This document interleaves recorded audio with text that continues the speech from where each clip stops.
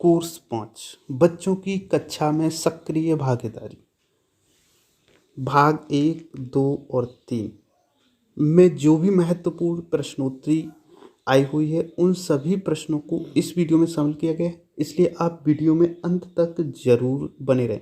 साथ ही साथ इस कोर्स का प्रशिक्षण लिंक यानी कि दीक्षा का लिंक भी आपको इस वीडियो के डिस्क्रिप्शन में मिल जाएगा। वहाँ से क्लिक करके आप इसे प्रशिक्षण को पूरा कर सकते हैं। इस प्रशिक्षण को आपको 16 जनवरी से लेकर के 30 जनवरी के बीच में कंप्लीट करना है। तो चलो चलते हैं और देखते हैं इस प्रश्नोत्तरी को। शुरू करते हैं। नमस्कार, वीडियो आप देख रहे हैं डेली गुरु यूट्यूब चैनल और हमारे इस चैनल पर इस वीडियो में बच्चों की कक्षा में सक्रिय भागीदारी भाग 1 सीखना सिखाना और सक्रिय भागीदारी, इससे संबंधित इसमें जो भी पार्ट्स हैं इसमें खंड 15 दिए गए हैं और उन 15 खंडों में जहाँ जहाँ भी प्रश्नोत्तरी प्रयोग की गई है उस प्रश्नोत्तरी को हम लोग हल करेंगे। साथ ही बताना चाहूँगा कि इस प्रशिक्षण को आपको 16 जनवरी से लेकर के 23 जनवरी 2021 तक कंप्लीट करना है और यहाँ पर हम पूरे प्रशिक्षण में जो भी प्रश्नोत्तरी प्रयोग होगी उनके सभी के वीडियो प्रत्येक खंड के या फिर खंडों को शामिल करके बनाएंगे। तो आप अंत तक वीडियो को ज़रूर देखें और यहाँ से आप देख सकते हैं। तो शुरू करते हैं इस वीडियो को। तो यहाँ से लिखा है, आप एक सीखने सिखाने की प्रक्रिया को प्रभावशाली कब माना जा सकता है। आप एक से अधिक विकल्प चुन सकते हैं। पहला विकल्प है जब बच्चों की स्तर रुचि संदर्भ के अनुसार उपयुक्त शिक्षण विधि अपनाई जाए। दूसरा है जब बच्चे कक्षा में सक्रिय तरह से भाग लें और तीसरा है जब बच्चे चुपचाप बैठकर शिक्षक की बातें सुन रहे हों। तो मुझे लगता है यहाँ पर दो विकल्प, पहले दो विकल्प सही हैं, यानी कि पहला और दूसरा। और ये प्रश्न जो प्रयोग किया गया है ये इस भाग के में जो 15 खंड हैं उनमें चौथे खंड में प्रयोग किया गया है। यहाँ से अब हम सबमिट करेंगे। तो जब सबमिट करेंगे तो यहाँ से सबमिट करके देखते हैं। हम आशा करते हैं कि आपने पहले दो विकल्पों को ही चुना होगा। तो यहाँ से आपके अनुसार बच्चे किन किन गतिविधियों में सक्रिय रूप से जुड़े हुए होते हैं। यहाँ पर 10 गतिविधियाँ दी गई हैं। तो यहाँ से देखते हैं कौन कौन सी गतिविधियों में बच्चे सक्रिय रूप से जुड़े होते हैं। मुझे लगता है पहली गतिविधि है जो कि है अपनी राय देना, इसमें जुड़े होते हैं। और उसके बाद में दोहराना इसे में नहीं होता है। शिक्षक को बोर्ड पर लिखते देखना ये नहीं होना चाहिए। किसी को कॉपी से उतारना ये नहीं होना चाहिए। समूह में चर्चा करना ये भी होना चाहिए। कहानी सुनना, कविता सुनना, प्रश्न पूछना, पढ़ना, लिखना और सूझना, ये सभी विकल्प मेरे अनुसार दूसरा, तीसरा और चौथा विकल्प यहाँ पर गलत होंगे और बकाया के ये सभी विकल्प सही होंगे। तो यहाँ पर टिक करके सबमिट करते हैं। काम उतारने को नहीं चुना होगा क्योंकि ये गतिविधियां बच्चों के सीखने में कम मदद करती हैं, जबकि बाकी सीखने की गतिविधियों में बच्चों का जुड़ाव स्पष्ट रूप से देखा जा सकता है। तो ये 15वां खंड है और इसमें भी एक प्रश्न है, उसको देख लेते हैं। भाषा की कक्षा के 4 अध्यापक कक्षा में अलग अलग गतिविधियां करवा रहे हैं। इनमें से किन गतिविधियों में बच्चों की सक्रिय भागीदारी अधिक होगी। तो इसमें क्या करना है आपको, आप एक से अधिक विकल्प चुन करके अपना उत्तर दे सकते हैं। देखते हैं सबसे पहला विकल्प यहाँ पर क्या है। रोजा जी की कक्षा के बच्चे एक दूसरे को कहानियाँ सुना रहे हैं, ये पहला विकल्प है। और दूसरा विकल्प है मिताली जी की कक्षा में बच्चे पर्यायवाची शब्द याद कर रहे हैं। और उसके बाद तीसरा विकल्प है अजीत जी के बच्चे समूह के पढ़ाए गए पाठ का चित्र संयोजक बना रहे हैं। और चौथा विकल्प है रजा जी अपने बच्चों के साथ मिलकर हाव भाव के साथ कविता गा रहे हैं। तो इनमें से आप अपना विकल्प चुन करके सबमिट करेंगे। तो मैं यहाँ पर विकल्पों को चुन लेता हूँ। तो यहाँ पे मुझे लगता है कि पहला विकल्प, तीसरा विकल्प और चौथा विकल्प सही होना चाहिए।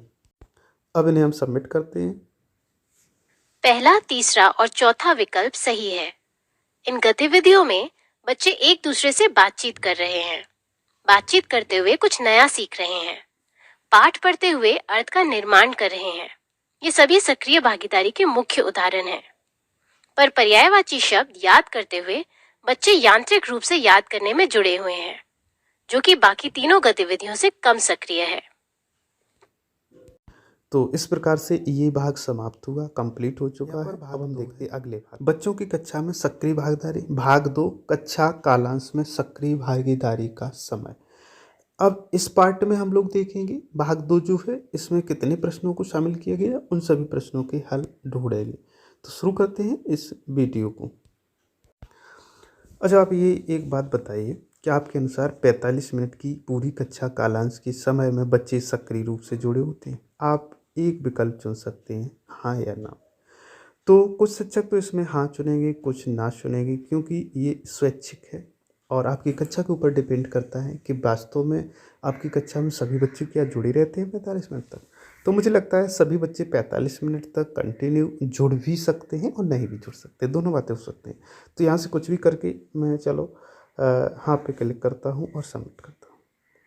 तो यहाँ से एक कालांश का समय, नियत काम पर बच्चों का समय, सीखने की गतिविधियों में सक्रिय भागीदारी का समय, इनके बारे में यहाँ पर अगला बटन क्लिक करके आगे देखेंगे हम। उसके बाद प्रश्नों को हम ही इसमें शामिल करेंगे।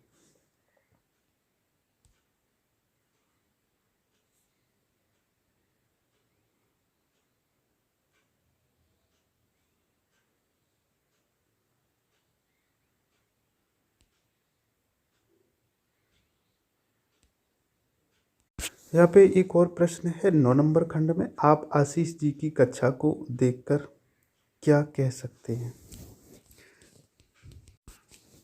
तो यहाँ पर कुछ विकल्प दिए जाएंगे और उन विकल्पों में से आपको कौन से विकल्प सही लग रहे हैं उनको सिलेक्ट करेंगे। तो देखते हैं सबसे पहले विकल्प को। आप एक से अधिक विकल्प चुन सकते हैं। पहला विकल्प है, इस कक्षा में सभी बच्चे शिक्षक के द्वारा कराई जा रही गतिविधि से सीख रहे हैं। दूसरा विकल्प है, कक्षा में जो बच्चे आगे बैठे हैं वे नियत रूप से गतिविधि से जुड़े हुए हैं। और तीसरा विकल्प है, कक्षा में सभी बच्चे पूरे समय नियत रूप से गतिविधि में जुड़े हुए हैं।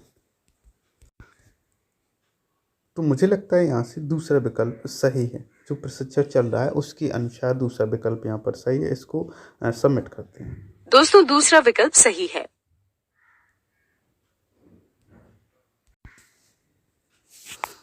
नियत काम पर समय कम होने के कारण काफ़ी हो सकते हैं, जिनमें से कुछ हैं जैसे शिक्षक की गैर शैक्षणिक कार्यों में व्यस्तता, उचित गतिविधियों की कमी, पढ़ाने का तरीका और गतिविधि बच्चों के स्तर के अनुसार न होना, कक्षा योजना की कमी, शिक्षक का पढ़ाने के दौरान केवल कुछ बच्चों पर ध्यान देना होना। तो ये सभी रीजन हो सकते हैं। वैसे जो कालांश है उसको आप अपने हिसाब से डिवाइड कर सकते हैं, उसके बाद में बच्चों को पढ़ा सकते हैं। अब हम लोग देखेंगे यहाँ पर सीखने की गतिविधियों में सक्रिय भागीदारी की समय क्या होना चाहिए। यहाँ पर अंतिम खंड में एक और प्रश्न है, मंजू जी आज अपनी कक्षा में आई और आते ही उन्होंने बच्चों को पाठ पढ़ाना शुरू कर दिया। पूरा पाठ एक बार जोर जोर से पढ़ने के बाद उन्होंने उत्तर बोर्ड पर लिख दिए और बच्चों उत्तर कॉपी पर लिखने को कहा। इस कक्षा में बच्चों की सक्रिय भागीदारी का समय बहुत कम देखा जा सकता है। यहाँ बच्चों की सक्रिय भागीदारी का समय बढ़ाने के लिए क्या क्या करना सही रहेगा? एक से अधिक विकल्प चुन सकते हैं। पहला विकल्प है, बच्चों को अपने पीछे पीछे पाठ दोहराने के लिए कहना और फिर प्रश्न के लेखन पर कार्य करवाना। दूसरा विकल्प है, पाठ पढ़ने से पहले बच्चों के साथ पाठ की विषय वस्तु पर चर्चा करना, उनके अनुभव सुनना। तीसरा विकल्प है, पाठ में आए अपरिचित शब्दों पर चर्चा करना और उन शब्दों से नए वाक्य बनाना। और चौथा विकल्प है, पाठ पढ़ने के एक अंतराल के बाद बच्चों से पूछना कि कहानी में आगे क्या होगा। तो यहाँ से मुझे लगता है पहला विकल्प को छोड़कर यानी दूसरा, तीसरा और चौथा विकल्प सही है। अब इन्हें हम सबमिट कर लेते हैं। सभी विकल्प सही लगते हैं।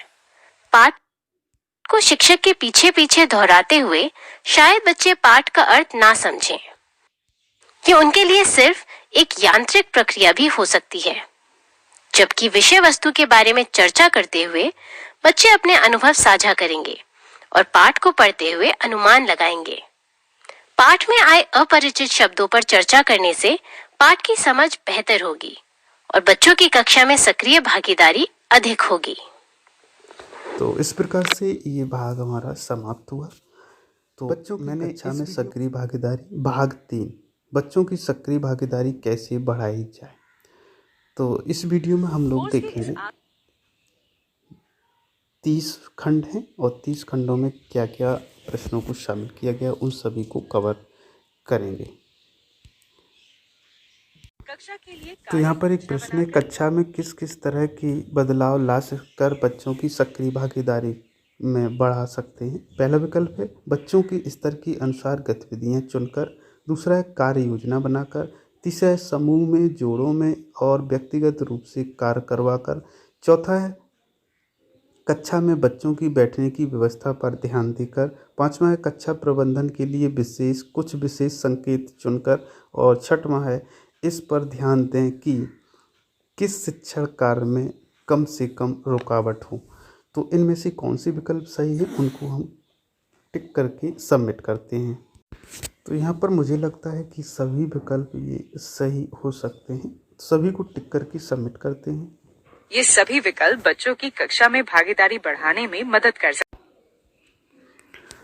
तो यहाँ भाग 3 के 30 खंडों में से 18वें खंड में एक प्रश्न है, निधि जी की मुश्किल सुलझाने के लिए किस तरह की कक्षा व्यवस्था कारगर रहेगी।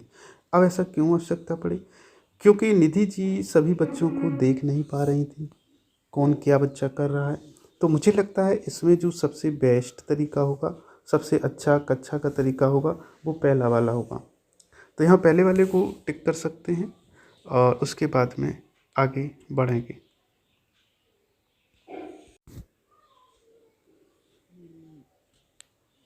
शिक्षक हर बच्चे को आसानी से देख सकती है। आपके अनुसार गतिविधियों में रुकावट कम से कम हो, इसके लिए क्या किया जा सकता है? आप एक से अधिक विकल्प चुन सकते हैं। पहला विकल्प है 2 गतिविधियों के बीच ज़्यादा समय ना रखा जाए। दूसरा विकल्प है एक गतिविधि के खत्म होने पर दूसरी गतिविधि के स्पष्ट निर्देश देना। और तीसरा विकल्प है एक गतिविधि के खत्म होते ही कुछ शारीरिक व्यायाम करना और दूसरी गतिविधि के निर्देश देना। तो इनमें से कौन से विकल्प सही है? आप एक से अधिक विकल्प चुन करके सबमिट कर सकते हैं। तो ऐसे मुझे लगता है कि ये तीनों विकल्प सही हो सकते हैं और तीनों को हम टिक करके सबमिट करते हैं। हमारे अनुसार तीनों ही विकल्प सही हो सकते हैं। बच्चों को पढ़ाते समय ये ध्यान रखना सही रहेगा कि बच्चों की कक्षा में सक्रिय भागीदारी बढ़ाने के लिए कार्य योजना बनाना कैसे मदद करेगा। आप एक से अधिक विकल्प चुन सकते हैं। इसमें पहला विकल्प है कार्य योजना बनाने से कक्षा ज़्यादा व्यवस्थित रहेगी और अध्यापक पाठ के उद्देश्यों के अनुसार गतिविधियां तय करेंगे। दूसरा विकल्प है शिक्षक के पास कक्षा के समय के अनुसार पर्याप्त गतिविधियां तैयार होंगी। और तीसरा विकल्प है शिक्षक को पता रहेगा कि कौन सी गतिविधि समूह, जोड़ों में या व्यक्तिगत रूप से होगी। तो ये 3 विकल्प। चौथा विकल्प है गतिविधियों के अनुसार शिक्षण सामग्री शिक्षक के पास होगी। तो इनमें से आप सही विकल्प को टिक करके सबमिट कर सकते हैं। तो यहाँ से हम सभी विकल्पों को सही टिक करते हैं और सबमिट करते हैं। विकल्प सही है। कक्षा की कार्य योजना बनाने से शिक्षक के पास गतिविधियां, उनकी समझ और उनसे जुड़ी पर्याप्त सामग्री तैयार होगी। ये कक्षा को व्यवस्थित बनाने में भी मदद करेगा। तो इस प्रकार से हमारा ये प्रशिक्षण पूरा कंप्लीट हुआ। इसमें लिखा है बधाई हो, यह कोर्स समाप्त हुआ। हमें आशा है कि यह कोर्स आपको पसंद आया। तो हमने इस वीडियो में पूरा यानी भाग 1 से लेकर के 3 तक में जो भी प्रश्नोत्तरी को पूछा गया उन सभी प्रश्नोत्तरी को शामिल किया। उम्मीद करता हूँ ये वीडियो आपको पसंद आया। यदि वीडियो पसंद आया है तो वीडियो को लाइक ज़रूर कर दें, साथ ही अपने शिक्षक साथियों के साथ शेयर करें।